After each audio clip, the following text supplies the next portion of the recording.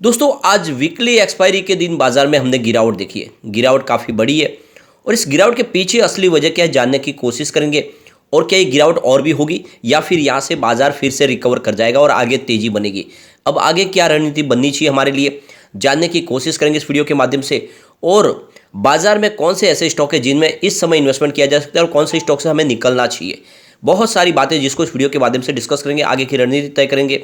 सबसे जो बड़ी बात है कि आज कुछ स्टॉक में बहुत ही ज़बरदस्त गिरावट, स्पेशली आज बैंकिंग शेयरों में पिटाई हुई और वो भी सरकारी बैंकों में बहुत ही ज़बरदस्त पिटाई हुई है और अदानी ग्रुप के शेयरों की पिटाई हुई है। तो ये क्यों हुआ और आगे क्या रणनीति है, इन सारी बातों को समझेंगे इस वीडियो के माध्यम से। लेकिन फ्रेंड उससे पहले अगर आप पहली बार हमारे चैनल पे आए तो चैनल को सब्सक्राइब कर दीजिए, एक बेल आइकॉन दबा दीजिए ताकि जब भी नया वीडियो बने पहला नोटिफिकेशन आपको मिले। वीडियो पसंद आए तो लाइक शेयर जरूर कीजिए। चलो फ्रेंड्स वीडियो स्टार्ट करते हैं। मैं हूँ आपका दोस्त SB दवे और हमारे अपने चैनल ऑनलाइन कमाई में आपका बहुत बहुत स्वागत है। सबसे पहले अगर हम बाजार की बात करें, BSE सेंसेक्स आज 60,230 के स्तर पर क्लोजिंग दी है। 747 पॉइंट की गिरावट थी। गिरावट काफ़ी बड़ी रही और 1.23% की गिरावट रही है। आज जो सबसे बड़ी गिरावट है वो है निफ्टी नेक्स्ट 50 के अंदर 2.47% की भारी गिरावट और इसी ने बाजार के सेंटीमेंट को बिगाड़ा है। निफ्टी 50 में भी गिरावट थी लेकिन वो कम थी, 1.27% की गिरावट हुई है। निफ्टी 100 की बात करें तो 1.47% की गिरावट थी और निफ्टी 200 में 1.49% की गिरावट, निफ्टी 500 में 1.43% की गिरावट। तो ये तो आप देख सकते हो कि सभी इंडेक्स में लगभग एक जैसी गिरावट है, सिर्फ निफ्टी नेक्स्ट 50 ने ही पूरा माहौल बिगाड़ा है। ये तो बात समझ में आ गई। निफ्टी मिड कैप में करीब 1.65% की गिरावट थी और निफ्टी 100 में भी 1.62% की गिरावट थी। तो ये गिरावट आप देख सकते हो कि मिड कैप में थोड़ी सी गिरावट आपको ज़्यादा दिखाई देगी दूसरे निफ्टी के इंडेक्स से। अब यहाँ पे अगर हम स्मॉल कैप की बात करें तो यहाँ पे आप देख सकते हो स्मॉल कैप के अंदर भी आज गिरावट थोड़ी कम थी। आप देख सकते हो निफ्टी स्मॉल कैप 50 में 1.26% की गिरावट थी और निफ्टी स्मॉल कैप 250 में 1.02% की गिरावट थी। तो ये तो आप समझ ही सकते हो कि आज जो गिरावट का जो वजह बनी वो थी निफ्टी नेक्स्ट 50 जिसमें बहुत भारी गिरावट है और उस वजह से ये हमें बड़ी गिरावट देखने को मिली। लेकिन ओवरऑल देखें तो जो कम गिरावट थी वो स्मॉल कैप के अंदर थी। अब अगर हम सेक्टरल इंडेक्स की बात करें तो जो सबसे बड़ा जो बाजार का लूजर बना वो है निफ्टी PSU बैंक। 3.66% टूटा, जबरदस्त गिरावट हुई, एक बड़ी भारी पिटाई। निफ्टी प्राइवेट बैंक में भी गिरावट थी लेकिन वो कम थी, 2.17% की गिरावट। और ओवरऑल इस हिसाब से निफ्टी बैंक में गिरावट हुई 2.41% की, लगभग 2.5% की गिरावट हुई। अब इसके बाद जो सेकंड जो लूजर बना वो आप देख सकते हो यहाँ पे निफ्टी फाइनेंशियल सर्विस जो बैंकों से ही संबंधित है, यहाँ पर भी 2.06% की बड़ी गिरावट हुई। उसके बाद जो गिरावट आपको देखने को मिलेगी तो वो रियलिटी में है जहाँ पे 2.02% की वापस गिरावट हुई।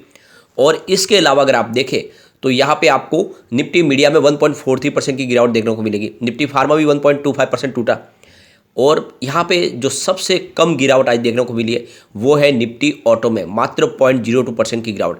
ये गिरावट कम होने के पीछे वजह यह कि जो नंबर निकल के आ रहे ऑटो इंडेक्स के वो काफ़ी अच्छे लग रहे हैं। वहाँ पे जो कंपनियों का सेल काफ़ी अच्छा है और इसी वजह से आज ऑटो सेक्टर थोड़ा सा गिरने की इस गिरावट से बच गया है। IT में भी लगभग 1% की गिरावट थी। कुल मिला के आप देख सकते हो कि कल जो इंटरनेशनल मार्केट की थी उस हिसाब, क्योंकि कल डाउ जोन्स में हमने 0.31% की तेजी देखी थी लेकिन S&P 500 इंडेक्स में 0.071% की गिरावट थी। नेस्डेक कंपोजिट में भी 0.27% की गिरावट थी और रजल 2000 इंडेक्स में 0.27% की गिरावट थी। तो मिक्स वहाँ से सिग्नल निकल कर आया, उस हिसाब से हमारे बाजार में कोई गिरावट इतनी नहीं थी। लेकिन अब यहाँ पे जो गिरावट हो रही है इसके पीछे सबसे बड़ी वजह है FII। पिछले 4 ट्रेडिंग सेशन से FI की बिकवाली जारी है और आज भी काफ़ी भारी मात्रा में उन्होंने बिकवाली की है। आप देख सकते हो उन्होंने लास्ट 19 जनवरी को 399 करोड़ की खरीदारी की थी लेकिन उसके बाद में 20 जनवरी को उन्होंने 2002 करोड़ की बिकवाली कर दी और 23 जनवरी को उनकी बिकवाली 219 करोड़ के आसपास थी। थोड़ी राहत मिली कि शायद ये कम होगा लेकिन ऐसा हुआ नहीं। 24 जनवरी को फिर से उन्होंने 760 करोड़ का माल बेचा लेकिन आज 25 जनवरी को 2390 करोड़ की भारी बिकवाली की है। और इसके पीछे सबसे बड़ी वजह यह है कि इस समय हमारा बाजार ऑल टाइम हाई के आसपास है लेकिन चाइना का बाजार इस समय 10 से 20% डिस्काउंट में मिल रहा है क्योंकि उसके पे जीरो कोविड पॉलिसी चल रही थी, उसके वजह से बाजार में जबरदस्त पिटाई हुई थी। तो ऐसे में FI जो भी है यहाँ से अपना प्रॉफिट बुक कर रहे हैं और निवेश कर रहे हैं वो चाइना के बाजार में जो काफ़ी नीचे मिल रहा है और इसी वजह से उनका इन्वेस्टमेंट यहाँ पे लगातार निकलते जा रहा है। और ये देखें तो ये कुछ समय तक ऐसा चलता हुआ दिखाई दे सकता है और इसी वजह से थोड़ा सा बाजार में और करेक्शन आ सकता है। अब एक बाजार में और आज सेंटीमेंट बिगड़ने के पीछे थी अदानी ग्रुप के शेयरों में आज सुनामी आई, जबरदस्त गिरावट हुई। आप देख सकते हो कि अदानी पोर्ट्स 6.59 6% गिर के 711 के स्तर के आसपास क्लोजिंग दी है। अदानी इंटरप्राइज लिमिटेड में 2.93% की गिरावट के साथ में 3,341 की प्राइस देखने को मिली। अदानी विल्मा लिमिटेड में 4.37% की बड़ी गिरावट हुई और अंबुजा सीमेंट के अंदर देखें तो 7.21% की भारी गिरावट हुई। तो ये देखते से आप समझ सकते हो कि जो गिरावट हुई वो काफ़ी बड़ी है अंबुजा सीमेंट के अंदर 7% के आसपास की, और 463 के स्तर के पर क्लोजिंग रही।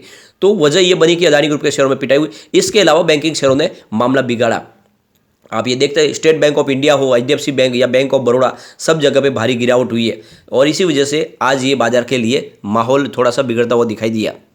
सबसे बड़ी गिरावट बैंक ऑफ इंडिया में रही, 5.54% की गिरावट रही। कैनरा बैंक में 4.98% की गिरावट थी और SBI में भी 3.71% की गिरावट, और HDFC बैंक की बात करें तो 2.43% की गिरावट थी। तो आज बैंकिंग शेयरों ने ये पूरा का पूरा आज बाजार को है सेंटीमेंट को बिगाड़ा। आज एक ही दिन में जो इन्वेस्टर है उनके करीब 3.5 लाख करोड़ रुपीज डूब चुके हैं इस बड़ी गिरावट की वजह से।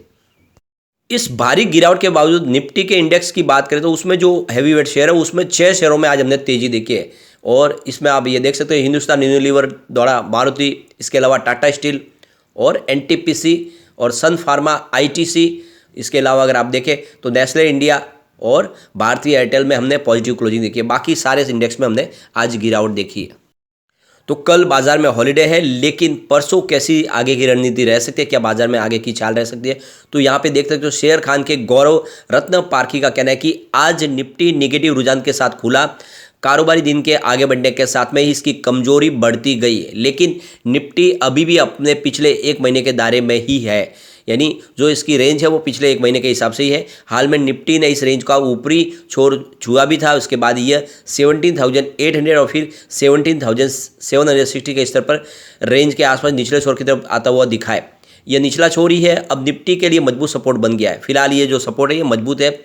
जब तक 17,760 का सपोर्ट टूट नहीं जाता तब तक निफ्टी में शॉर्ट टर्म में फिर से रिकवरी आने की संभावना बनी रहेगी। यानी फिलहाल जो ये मजबूत सपोर्ट है और इस सपोर्ट से अगर ऊपर की तरफ बाउंस बैक दे देता है आप निफ्टी, तो फिर एक तेजी का दौर फिर से शुरू हो सकता है। यानी फिलहाल अभी इतनी चिंता की बात नहीं है।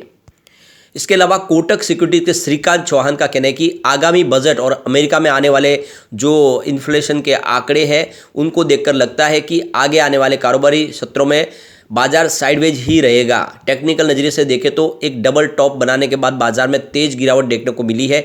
डेली चार्ट पर निफ्टी ने एक लॉन्ग बेयरिश कैंडल बना लिया है और 18,000 के नीचे स्तर पे बंद हुआ है। ये बाजार के लिए एक नेगेटिव सिग्नल दिखाई दे रहा है। अब निफ्टी जब तक 18,000 के नीचे रहेगा तब तक बाजार के सेंटीमेंट खराब ही रहेंगे और निफ्टी के लिए 17,800 और फिर 17,700 तक फिसलने की संभावना बनी रहेगी। वही ऊपर की तरफ जाने पे 18,000 के ऊपर का अगर स्तर पा लिया तो फिर 18,050 और फिर 18,100 के स्तर को भी देखने को हमें मिल सकता है। तो ये बाजार की फिलहाल रणनीति रह सकती है और अभी हमें इंतजार करना होगा बाजार में एक शानदार तेजी के लिए हमारे बजट के बाद इसको एक पॉजिटिव ट्रिगर मिल सकता है। तो थोड़ा सा हमें अभी सप्ताह भर के लिए इंतजार करना होगा। अगर आप नया फ्रेश इन्वेस्टमेंट करना चाहते हो तो फिर बजट के बाद में ही ये शुरुआत करें। अभी इस समय वेट एंड वॉच ही करें और मुझे लग रहा है बजट के बाद में एक में तेजी का दौर फिर शुरू हो सकता है। लेकिन फ्रेंड, कोई भी इन्वेस्टमेंट करने से पहले अपने फाइनेंशियल एडवाइजर से बात ले ले या अपना खुद का रिसर्च करें, क्योंकि मैंने वीडियो आपके एजुकेशनल पर्पज के लिए ही बनाया। वीडियो पसंद आए तो लाइक शेयर जरूर कीजिए और चैनल को सब्सक्राइब कर दीजिए। Thank you friend.